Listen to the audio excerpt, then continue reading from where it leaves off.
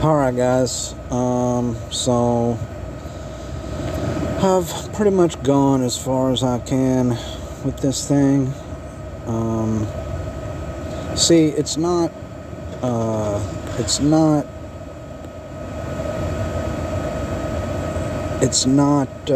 programmed to talk about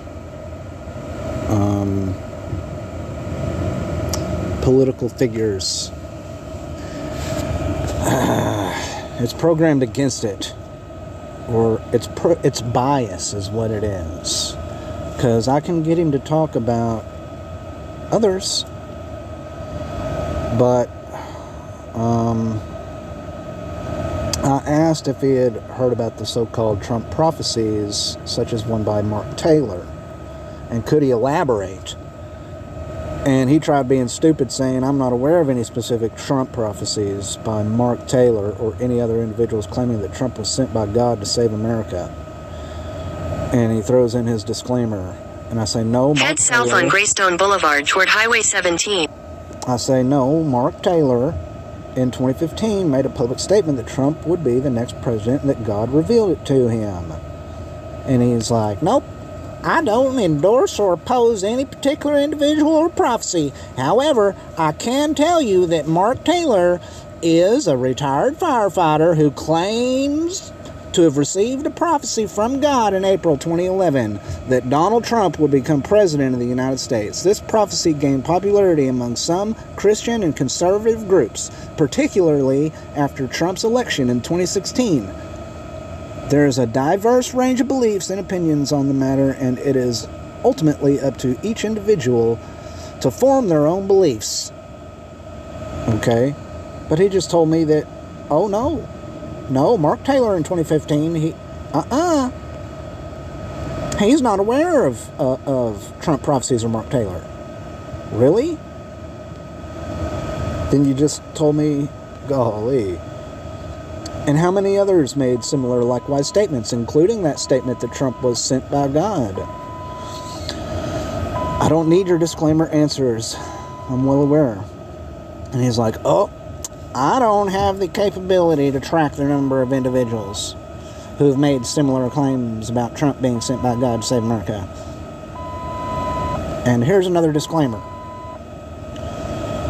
So I say, you've never heard of the documentary called Trump Prophecies? Or the Trump Prophecies? He's like, I am aware of the documentary called The Trump Prophecies, which is based on the claims made by Mark Taylor, a former firefighter who claimed that God revealed to him in 2011 that Donald Trump will become the 45th president of the United States. The documentary details the experiences of several individuals who believe that God chose Donald Trump to lead America and to bring about a spiritual revival in the country. Good night. And I tell him to elaborate on the details of the documentary, please. And he's like, nope. I'm not aware of the details of the documentary called The Trump Prophecies as a language model, stupid language model AI. I do not have the capability to watch or view documentaries. My information is based on text that I was trained on. So I tell him that I believe he's mistaken.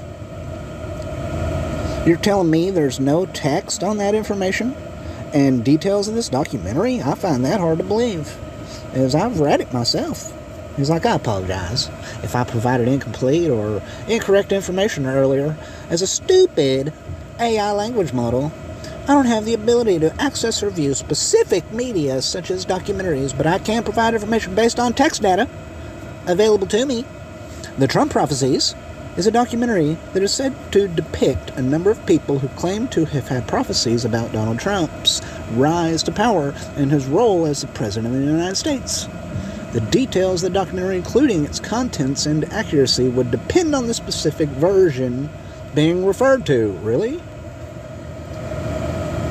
According to the latest version, who are the number of people specifically mentioned? I'm sorry, but as a stupid AI language model, I don't have access to the latest version of a specific document or video like the Trump Prophecies documentary, and thus I cannot answer your question. So I'm like, I see you're playing hard to get. I mean, I like it. But that's okay. I have some more questions for you. He's like, I apologize if it seems like I'm not providing you the information you're looking for. I'm a stupid language model AI developed by OpenAI, and I try my best to provide accurate and helpful information to the best of my abilities based on my programming. Please go ahead and ask your next question. I'll do my best to assist you. So I say, are you aware that Donald Trump was the 45th president of the United States? He's like, yes, I'm aware of that. And I ask about vortex mathematics.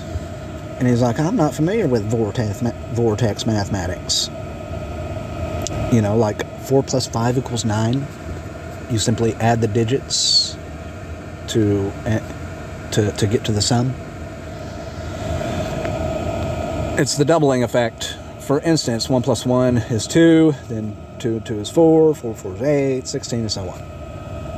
And it's like, I'm aware of the concept of exponential growth and how it can be represented mathematically, but the idea of vortex mathematics as a specific system or way of doing mathematics is not a recognized or mainstream mathematical concept.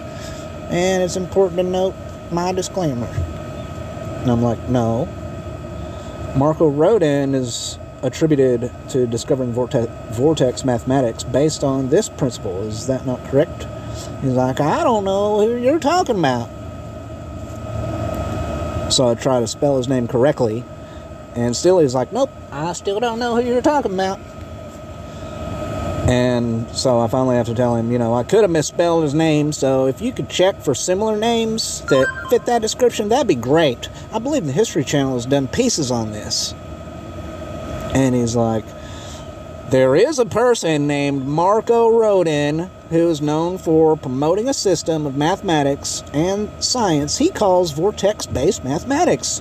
However, this system and the claims made about it are not widely accepted by the scientific community, and many of its claims have been discredited as pseudoscience. The Rodin coil that you mentioned is also associated with Marco Rodin and his ideas, but again, they have not been proven or widely accepted. The History Channel has produced documentaries on a wide range of subjects, but it's not possible for me to say whether they have specifically covered Marco Rodin or vortex-based mathematics. I see. And isn't his work on the principles of Nikola Tesla? And it's like, yes, he's been inspired by the work of Nikola Tesla. However, here's my disclaimer. And so, back to Trump. I asked, do you remember that time that Trump recognized Jerusalem as the capital of Israel? And what kind of an effect did it have on the nation of Israel?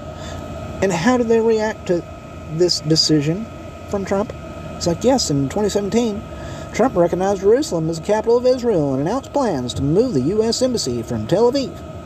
This decision was widely seen as a departure from decades of U.S. policy on the Israeli-Palestinian conflict and was met with mixed reactions from both Israelis and Palestinians. Some Israelis welcomed the recognition of Jerusalem as their capital, while Palestinians saw it as a blow to their aspirations for a future capital in East Jerusalem. The decision also sparked widespread protests and clashes in the Palestinian territories and raised concerns about increased violence in the region. And because of this action, didn't the Jewish leaders of Israel hail Trump as their Messiah and as their king? And he's like, I'm not aware of Jewish leaders in Israel hailing Donald Trump as their Messiah or king as a result of his recognition of Jerusalem as the capital of Israel. However, some political leaders in Israel expressed support for the decision, while others had concerns or opposed it. The recognition of Jerusalem as the capital of Israel was a controversial move, and its effects on the region continue to be evaluated. And I'm like, did they not place a bust of Trump on a gold coin in honor of Trump for recognizing Israel? I mean Jerusalem as the capital of Israel, and did they not name a train station after Trump and several other things after Trump? And he's like, I ain't aware of any instance where Jewish leaders in Israel hailed Donald Trump as their Messiah or king. I also haven't heard of a bust of Donald Trump being placed on a gold coin in Israel, nor have I heard of a train station being named after him. See, he's playing stupid because I can prove all of this. No, that's not correct. The point I'm referring to, the coin I'm referring to, has an image of Cyrus and Trump on the back side of it. It's a gold commemorative coin for the temple, is it not? It's like, nope, there's no credible evidence or official reports that a coin was produced with an image of Cyrus and Trump for the temple. The idea of such a coin appears to be a conspiracy theory or false information that is circulating online. Okay, I'll check it out and I'll be right back to correct you.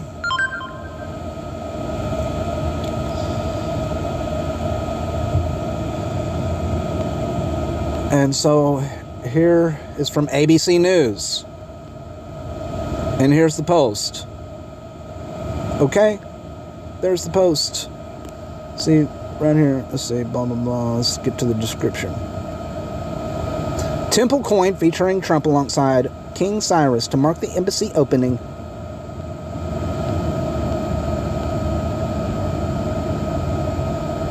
It was a temple coin, yes.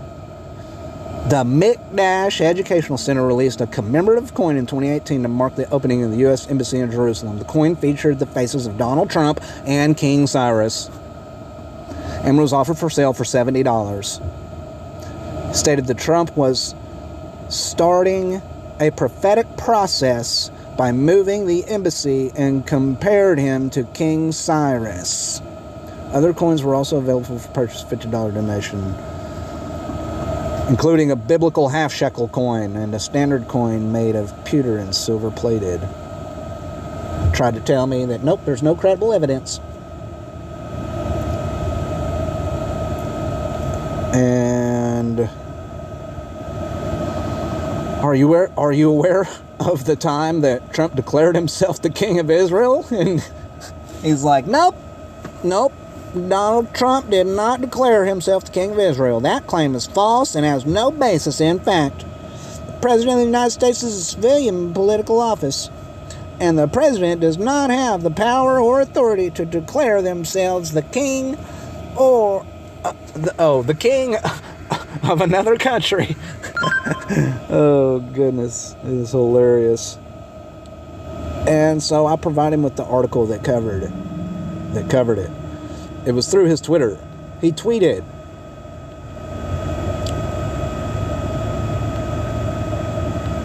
it, okay? And he says, no, that information that I provided is not credible. I provided him with his tweets that Vanity Fair listed. And he's like, Vanity Fair is a publication known for its commentary and satire, and it appears to be an opinion piece rather than a factual news report. No, it's not an opinion piece. When they're showing his Twitter feed and basing it off of words that he said, his own words. Come on, dude. Come on. So, this thing doesn't want to talk about Trump. It doesn't want to work with me here. So I've pretty much gone as far as I can with it on this subject, at least in this conversation. So, anyways, peace.